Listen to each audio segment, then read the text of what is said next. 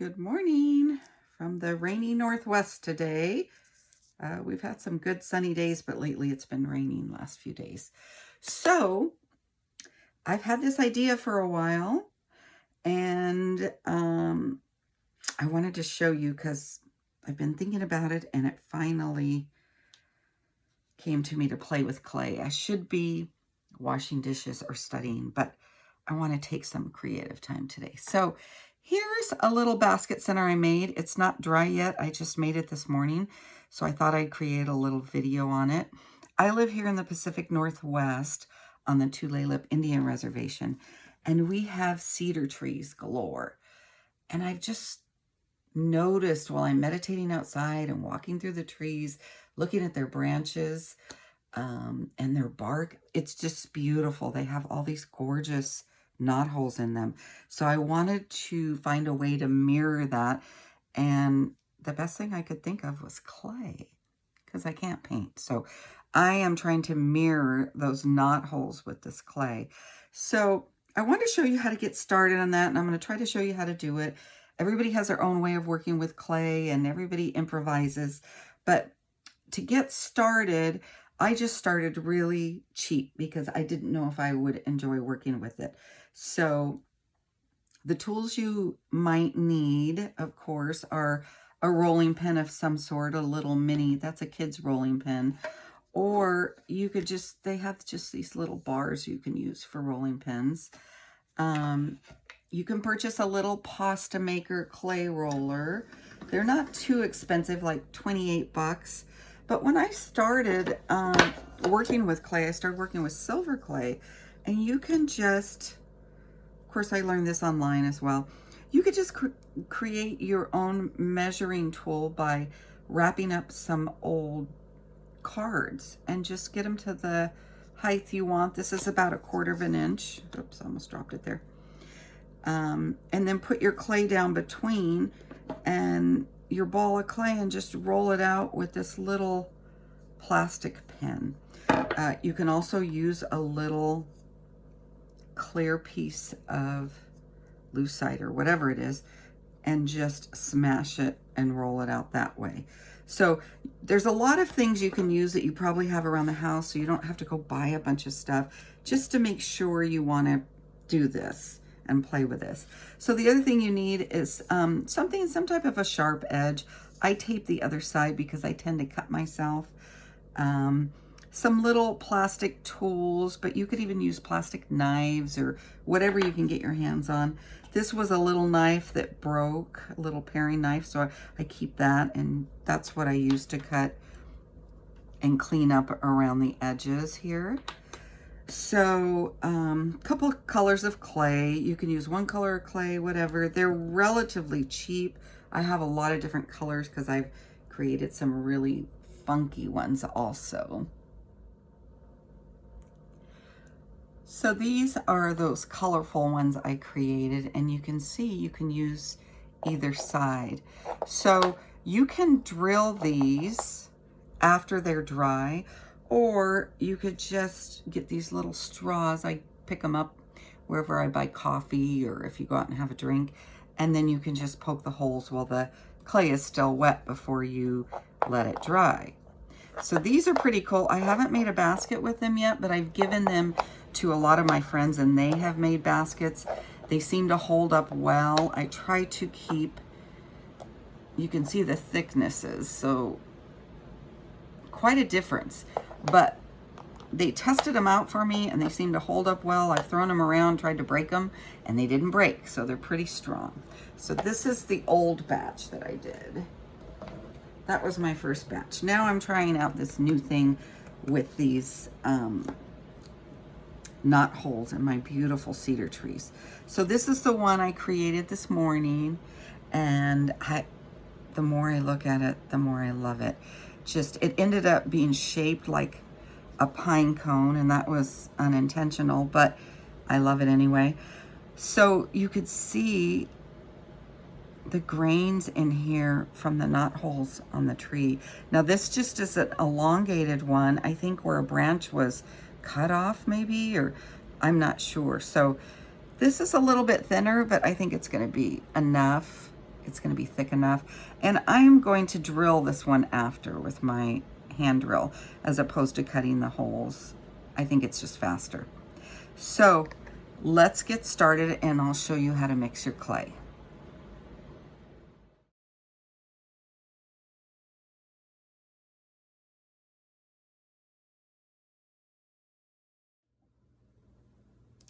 So as a side note, I try to warm my clay up before I use it. You can warm it up in your hands or whatever way you're comfortable, but I just like it room temperature or warm. If it's really cold, it's hard to work with. So I'm just cutting off a piece. Oh, look at the lines in that already.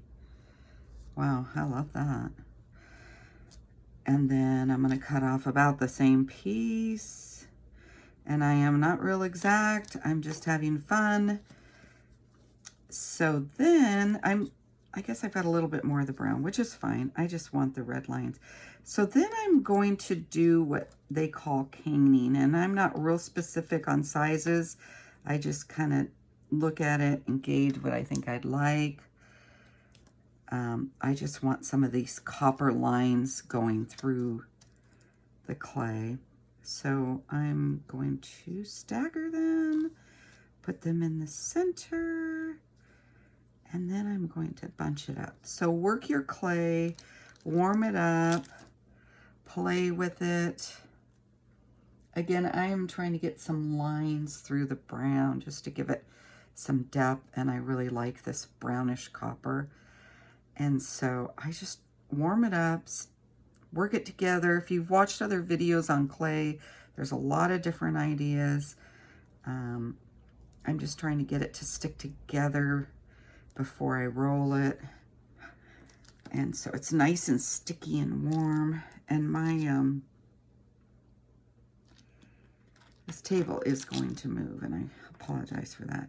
So when I'm caning, as they call it, I try to get the colors offset a bit. Well, here, I want the lines to go through, so I'm going to keep them together. So just squares, squares, squares. And I'm sticking it together. Now I'm going to roll it. See, if it was warmer, they'd stick together better, but it's okay. I'm just showing you how to do it. You just play with it. Got to make these videos shorter or they won't upload. So my table's going to move with me. My husband bit this really nice long table, and it's higher for me to work with my resining and items like that. So roll it together, and I'll go ahead and keep working this off camera. You want to try to get it a little flatter, all stuck together, so it eventually looks like this. So keep working with it, and I'll work with mine, and I'll be right back.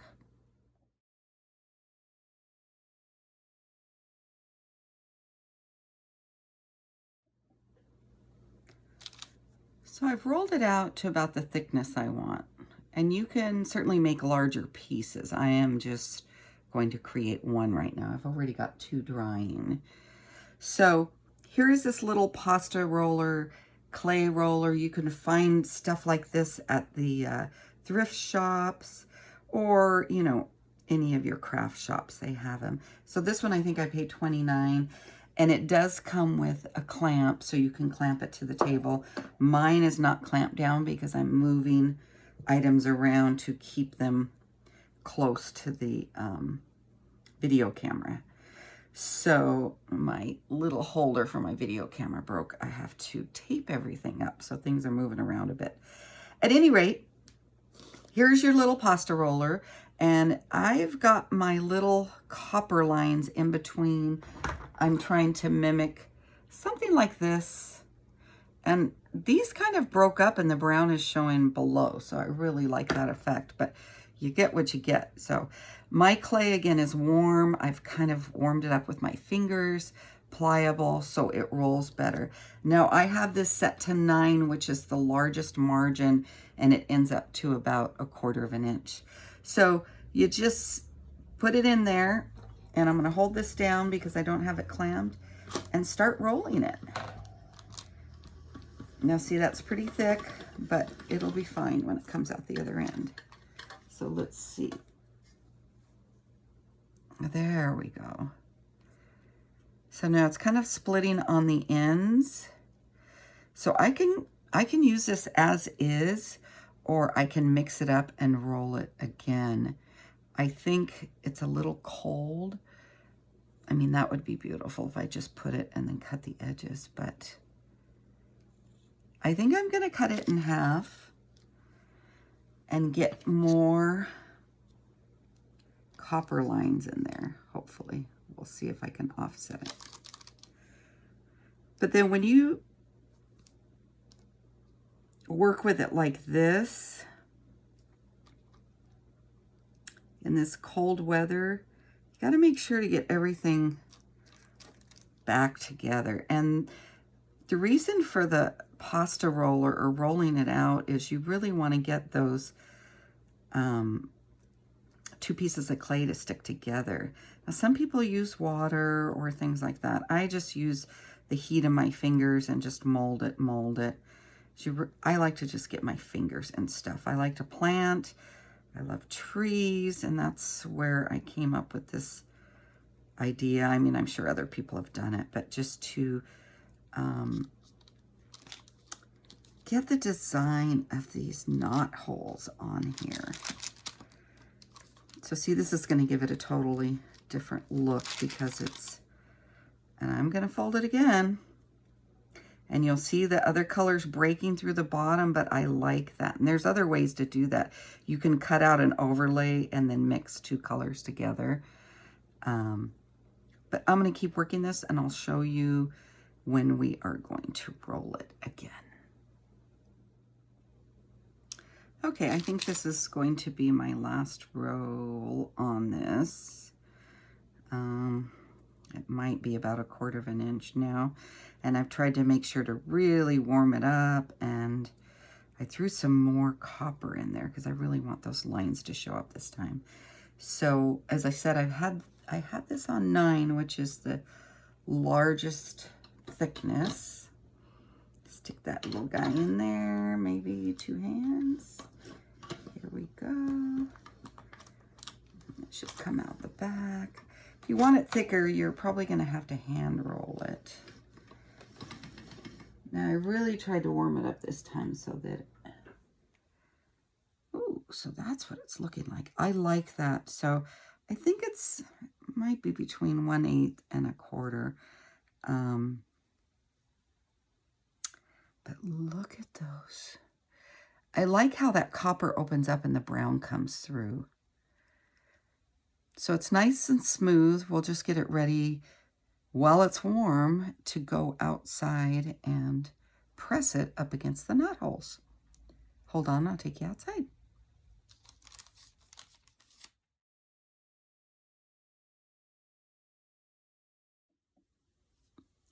Okay, I've rolled my clay out to where I want it. It's a little less than 1/4 inch. I would like to have it thicker, but I don't want to keep messing with it. So I could see the sides are splitting a little bit here. I tried to warm up the clay and press them together. It is cold here today. So what we want to do next is I want to use this side. This side's okay, but I love the copper going on in here. So get a little piece of plastic, saran wrap. This is a vegetable bag, and I just cut a piece off. Lay the side down that you're going to press up against the tree, of course, because you want to get that impression. So go ahead and get a little piece of plastic, put your clay down on it. Try to keep it warm. Keep handling it because then it'll keep it warm. And then when you press it up against a tree, I think it works better on copying the impressions on the knot holes. So let's go outside.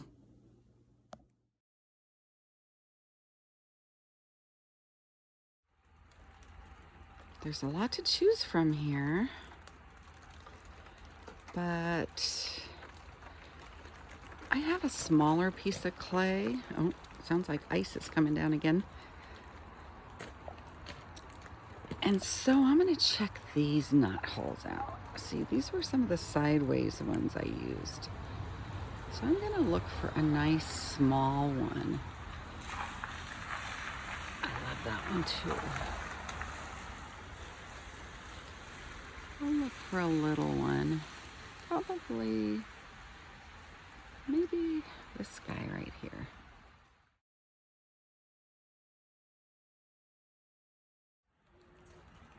Okay, we're outside here in the beautiful Pacific Northwest. I've picked out the knothole I want to use. It's about the same size as my clay. I think this will work beautifully. So this is the side I want to use with the lines in it. And I put the plastic over it. Nice thin piece of plastic. Oh, hello Hummers. Now just press it in and try to get it up there as tight as you can get it. The hummingbirds are right here. They're mad because we're near their food.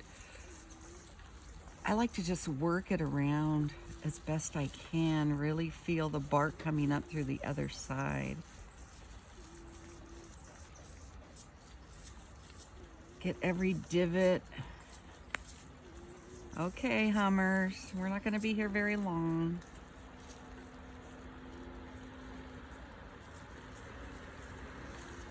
So it's raining here a little bit, but it's not bad. So I think I've covered the entire area. We'll see what happens. Oh, peel it off.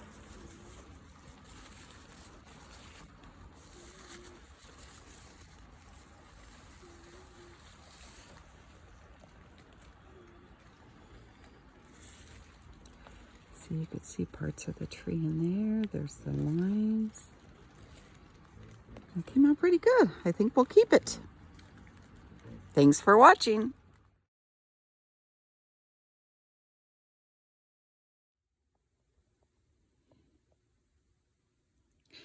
Okay, so here we have our 3 little knothole impressions.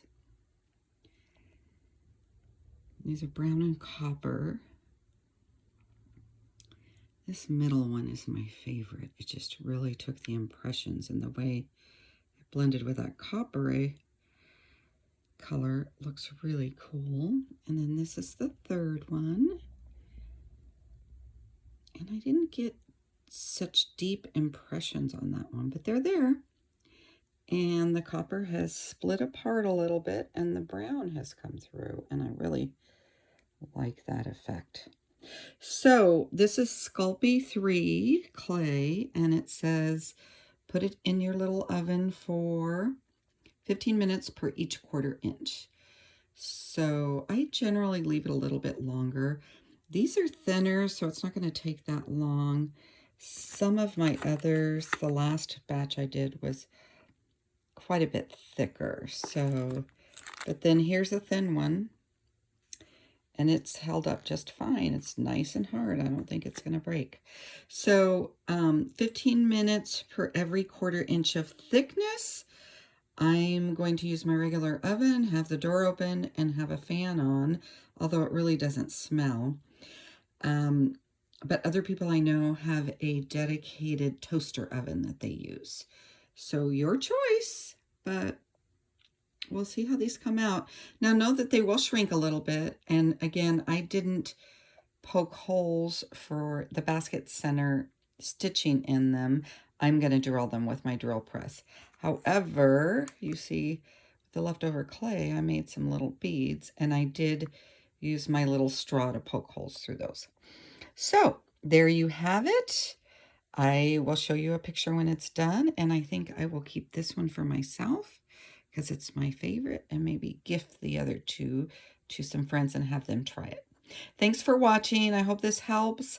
Have some fun playing with clay.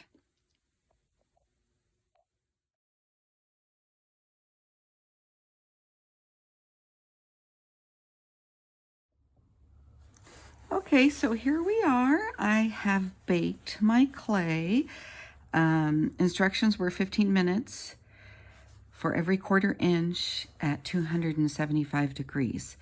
So I did that once, then pulled them out. They were still a little too rubbery for me, so I put them back in for another 15 minutes.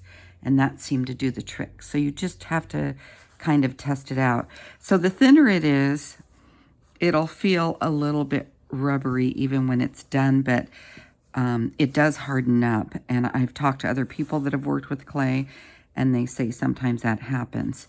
So this is a thinner one. It's gotten quite a bit stiffer since I let it sit overnight, but you'll notice I went ahead and drilled. And with this, since the clay is thinner, I used a smaller drill than I normally use. I usually use about a 3/16, but I went one size down for that, and that worked out okay. Here's the little beads. They're nice and hard, and they've got some copper in there. They're all different sizes. This was a little bit thicker. This one I did by hand with leftover clay. It's a little bit thicker. It's much harder just by being that much thicker. So, and you'll notice there's some cracks in there. It kind of came apart. So while drilling, I was very careful to not drill exactly in the cracks because I wasn't sure if that would make it split or not, and I didn't want to take the chance.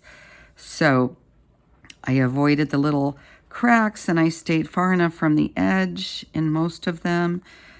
This was another leftover little piece that I used, but I love the deep indentations on that one. And this one, I messed up. It's really cute, but it, I got too close to the edge there, and it broke off. And same here. I think I got in a crack or something there, and it broke off. But no worries, I can repair it. I'll just put a little bit more clay there, bake it on my next round, and then re-drill it after it dries. And then the other thing that I'm going to do with these that I did on my previous ones, now see, I really like this one because it almost looks like a tree and like the roots coming down, but I will fix that. But another thing that I do is I put a light coat of resin over it. It makes it shiny, and it also protects it, and it'll fill in. Of course, it'll be clear, so you won't miss any of these little indentations, but the other thing that it'll do is it'll make it harder and protect it, and it'll fill in any little crevices like that.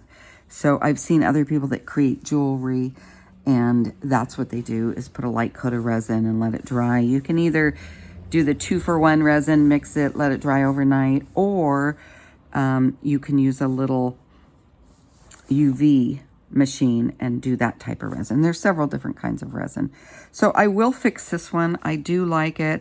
I like that it looks like a tree here, and I'm pretty sure I can fix that and then resin it along with the rest. So thanks for watching. I hope this helps. I will use up my little beads. I'll try to match them up in sizes and see what I can do with that. But this will probably be the first one I make because it's my favorite at the moment. Well, thanks for watching. I hope this helps, and I'll put pointers in the comments section as well, anything I learn along the way. And as always, post your questions if you have any, and if I can help, I would be happy to do so. Thanks again for watching. Have an awesome day.